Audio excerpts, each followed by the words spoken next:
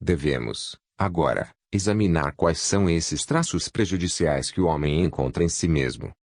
De modo geral, são todas as manifestações mecânicas. Como já dissemos, a primeira é mentir. A mentira é inevitável na vida mecânica. Ninguém pode escapar dela e, quanto mais cremos estar livres da mentira, mais ela nos tem em seu poder. A vida tal qual é hoje não poderia continuar sem a mentira. Mas, do ponto de vista psicológico, a mentira tem outro sentido. Significa falar de coisas que não conhecemos e que nem sequer podemos conhecer, como se as conhecêssemos e como se pudéssemos conhecê-las. Devem compreender bem que não me coloco num ponto de vista moral, seja qual for. Não chegamos ainda à questão do que é bom e do que é mal em si. Coloco-me no simples ponto de vista prático, falo só do que é útil ou prejudicial ao estudo de si e ao desenvolvimento de si. Começando desse modo, o homem aprende muito depressa a descobrir os sinais pelos quais pode reconhecer em si mesmo as manifestações prejudiciais. Descobre que quanto mais controla uma manifestação, menos prejudicial ela é e que quanto menos a controla por conseguinte, quanto mais mecânica ela é mais prejudicial pode se tornar. Ao compreender isso, o homem tem medo de mentir, não por razões morais, repito, mas porque não pode controlar sua mentira e porque a mentira o controla, isto é, controla suas outras funções. O segundo traço perigoso que encontra em si mesmo é a imaginação. Depois de ter começado a observar-se, chega bem depressa à conclusão de que o principal obstáculo à observação é a imaginação. Quer observar alguma coisa, mas em lugar disso é tomado pela imaginação e se esquece de observar. Não tarda a dar-se conta de que a palavra imaginação é dado um sentido fictício e de modo algum justificado, o de faculdade criadora ou seletiva, que ele nunca pode controlá-la e que ela sempre o arrasta para longe de suas decisões mais conscientes, numa direção aonde não tinha intenção de ir. A imaginação é quase tão perniciosa quanto a mentira. De fato, imaginar é mentir-se a si mesmo. O homem começa a imaginar algo para dar prazer a si mesmo e rapidamente começa a acreditar no que imagina, pelo menos em parte.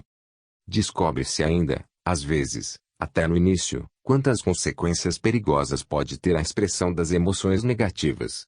Por emoções negativas designa-se todas as emoções de violência ou depressão, compaixão de si mesmo, cólera, suspeita, medo, contrariedade, aborrecimento, desconfiança, e ciúme, etc. Comumente, aceita-se a expressão das emoções negativas como coisa inteiramente natural e até necessária. Frequentemente as pessoas chamam-na sinceridade. É claro que isso nada tem a ver com sinceridade, é simplesmente sinal de debilidade no homem, sinal de mau caráter e de impotência de guardar para si seus próprios agravos. O homem compreende isso quando se esforça em opor-se às suas emoções negativas. E isso é uma lição nova para ele. Vê que não basta observar as manifestações mecânicas, é preciso resistir a elas, porque sem resistir-lhes, não pode observá-las.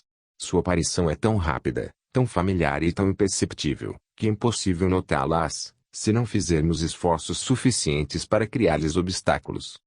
Depois da expressão das emoções negativas, cada um pode descobrir em si mesmo e nos outros um traço mecânico curioso. É o fato de falar. Não há mal algum no próprio fato de falar. Mas, em certas pessoas, e muito particularmente nas que menos se dão conta disso, falar converte-se realmente num vício. Falam o tempo todo. Onde se encontrem, no trabalho, viajando, até dormindo. Não param nunca de falar, quando podem falar a alguém e, se não há ninguém, falam consigo mesmas. Também aí é necessário não só observar, mas resistir o mais possível. Se alguém se permite falar sem resistir, nada pode observar e os resultados das observações que faz evaporam-se imediatamente em tagarelice. As dificuldades que o homem experimenta para observar essas quatro manifestações: mentir, imaginar, expressar emoções negativas e falar sem necessidade de mostrar-lhe a sua completa mecanicidade e a própria impossibilidade em que se encontra de lutar contra essa mecanicidade sem ajuda, ou seja, sem um novo saber e sem assistência direta. Pois, mesmo que tenha recebido certas indicações, o homem se esquece de utilizá-las, se esquece de observar-se, em outras palavras, recai no sono e tem que ser sempre despertado. Essa queda perpétua no sono apresenta certos aspectos bem determinados, de que a psicologia comum nada sabe ou, pelo menos, que ela não pode nem classificar, nem definir. Esses aspectos necessitam de um estudo especial. São em número de dois. O primeiro denomina-se identificação. A identificação é um estado curioso, no qual o homem passa mais da metade de sua vida. O homem identifica-se com tudo, com o que diz, com o que sabe, com o que crê, com o que não crê, com o que deseja, com o que não deseja, com o que o atrai ou com o que o repele. Tudo absorve. E é incapaz de separar-se da ideia, do sentimento ou do objeto que o absorve. Isso quer dizer que no estado de identificação o homem é incapaz de considerar imparcialmente o objeto de sua identificação. É difícil encontrar uma coisa, por pequena que seja, com a qual o homem não possa identificar-se. Ao mesmo tempo, no estado de identificação, o homem tem menos controle que nunca sobre suas reações mecânicas. Manifestações tais como a mentira, a imaginação, a expressão das emoções negativas e a tagarelice constante exigem a identificação. Não podem existir sem identificação. Se o homem pudesse libertar-se da identificação, libertar-se-ia de muitas manifestações inúteis e tolas.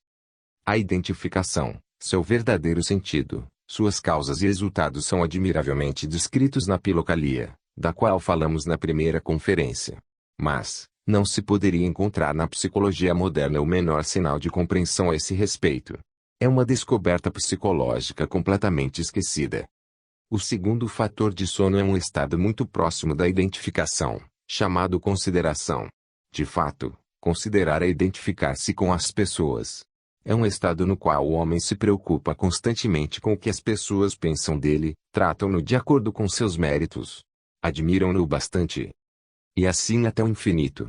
A consideração desempenha um papel muito importante na vida de cada um, mas para certas pessoas converte-se em obsessão. Sua vida inteira está tecida de consideração, quer dizer, de preocupação, de dúvida e de suspeita, a ponto de não deixar lugar para mais nada. O mito do complexo de inferioridade dos outros complexos nasceu desses fenômenos vagamente percebidos, mas não compreendidos, de identificação e de consideração. A identificação e a consideração devem ambas ser observadas de maneira muito séria. Só o pleno conhecimento que delas se possa ter permite enfraquecê-las. Se não se pode vê-las em si mesmo, pode-se facilmente observá-las nos outros. Mas é preciso que nos lembremos de que nós próprios não somos em nada diferentes dos outros. A esse respeito, todos os homens são iguais. Voltando ao que dizíamos há pouco, devemos esforçar-nos em ter uma ideia mais clara da maneira pela qual o desenvolvimento do homem deve começar. E devemos compreender em que o estudo de si pode ajudar-nos nisso. Desde o início, encontramos uma dificuldade em nossa linguagem. Por exemplo, queremos falar do homem do ponto de vista da evolução. Mas a palavra homem na linguagem comum não admite variação alguma, gradação alguma. O homem que nunca está consciente e nem sequer suspeita disso, o homem que luta para tornar-se consciente, o homem que é plenamente consciente, tudo é a mesma coisa para a nossa linguagem. Num caso como no outro é sempre o homem. Para evitar essa dificuldade e para facilitar a classificação das novas ideias que apresenta, este ensinamento divide o homem em 7 categorias. As 3 primeiras categorias estão praticamente no mesmo nível. O homem número 1 é um homem no qual o centro instintivo ou o centro motor prevalece sobre os centros intelectual e emocional, dito de outro modo, é o homem físico. O homem número 2 é um homem no qual o centro emocional prevalece sobre os centros intelectual, motor e instintivo, é o homem emocional. O homem número 3 é um homem no qual o centro intelectual prevalece sobre os centros emocional, motor e instintivo, é o homem intelectual. Na vida comum, só encontramos essas 3 categorias de homens. Cada um de nós, cada um daqueles que conhecemos é um homem número 1, um homem número 2 ou um homem número 3. Há categorias superiores de homens, mas nenhum de nós pertence, desde o nascimento, a essas categorias superiores. Os homens nascem todos nos 1, 2 ou 3, e só podem atingir as categorias superiores passando por escolas. O homem número 4 não nasceu como tal. É o produto de uma cultura de escola. Difere dos homens números 1, 2 ou 3, pelo conhecimento que tem de si mesmo, pela compreensão de sua própria situação e pelo fato de ter adquirido um centro de gravidade permanente. Esta última expressão significa que, para ele, a ideia de adquirir a unidade, a consciência, o eu permanente e a vontade, isto é, a ideia de seu desenvolvimento, tornou-se mais importante que todos os seus outros interesses. A essas características do homem número 4, é preciso acrescentar que suas funções e seus centros estão mais bem equilibrados, e isto num nível que ele jamais teria podido atingir antes de haver trabalhado sobre si mesmo, seguindo os princípios e méritos de uma escola. O homem número 5 sublinhado é um homem que adquiriu a unidade e a consciência de si. É diferente do homem comum, pois já trabalha nele um dos centros superiores e possui numerosas funções e poderes que o homem comum, os homens número sublinhado 1, 2 ou 3, não possui. O homem número 6 é um homem que adquiriu a consciência objetiva. Outro centro superior trabalha nele. Possui um número muito maior de faculdades e poderes novos, que estão muito além do entendimento do homem comum. O homem número 7 é um homem que alcançou tudo que um homem pode alcançar. Tem um eu permanente e uma vontade livre. Pode controlar, em si mesmo, todos os estados de consciência e doravante não poderá perder absolutamente nada do que adquiriu. Segundo outra definição, é imortal nos limites do sistema solar. É muito importante compreender essa divisão do homem em 7 categorias, pois ela encontra aplicação em todas as formas possíveis de estudo da atividade humana. Constitui, nas mãos daqueles que a compreendem, uma ferramenta das mais sólidas, um instrumento dos mais sutis, para definir manifestações que, sem ela, são impossíveis de definir. Vamos agora tomar por exemplo, os conceitos gerais de religião, de arte, de ciência e de filosofia. Começando pela religião, podemos ver de imediato que há, forçosamente, uma religião do homem número 1, que abarca todas as formas de feticismo, seja qual for o nome que se lhes dê. Uma religião do homem número 2, isto é, uma religião de emoção, de sentimento, que às vezes chega até ao fanatismo, até as formas mais brutais da intolerância, até a perseguição dos hereges, e assim por diante. Uma religião do homem número 3, religião teórica, escolástica, cheia de argúcias sobre as palavras, as formas, os rituais, que assumem mais importância que qualquer outra coisa. Uma religião do homem número 4, isto é, do homem que trabalha no desenvolvimento de si. Uma religião do homem número 5, ou seja, a religião de um homem que alcançou a unidade e pode ver e conhecer muitas coisas que os homens números 1, 2 ou 3 não podem ver nem conhecer. Por fim, uma religião do homem número 6 e uma religião do homem número 7, sobre as quais não podemos conhecer absolutamente nada. A mesma divisão aplica-se à arte, à ciência e à filosofia. Deve haver uma arte do homem número 1, uma arte do homem número 2, uma arte do homem número 3, uma ciência do homem número 1, uma ciência do homem número 2, uma ciência do homem número 3, uma ciência do homem número 4, e assim por diante. Tentem encontrar exemplos por si mesmos.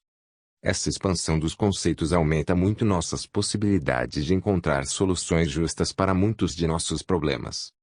E isso significa que este ensinamento nos dá a possibilidade de estudar uma nova linguagem, quero dizer, nova para nós, que nos vai permitir concatenar ideias de categorias diferentes que, na realidade, estão ligadas, e separar ideias que parecem pertencer à mesma categoria, mas que, na realidade, são diferentes.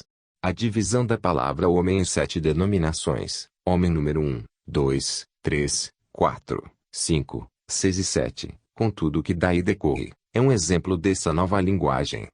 Temos assim uma quarta definição de psicologia. A psicologia é o estudo de uma nova linguagem. E essa nova linguagem é a linguagem universal que os homens se esforçam, às vezes, por descobrir ou inventar. A expressão linguagem universal ou filosófica não deve ser tomada como metáfora. Essa linguagem é universal no mesmo sentido em que os símbolos matemáticos são universais. Ademais, ela contém em si mesma todas as interpretações que dela os homens poderão dar. Vocês só conhecem ainda algumas palavras dessa linguagem, mas elas já lhes dão a possibilidade de pensar e falar com mais precisão do que lhes permite a linguagem comum, ainda que usem terminologias e nomenclaturas científicas ou filosóficas. Fim da segunda conferência. Continuamos na terceira em breve. Até lá, não te esqueças, compartilhe, inscreva-se no canal, e mova-se sobre essa existência hoje ainda.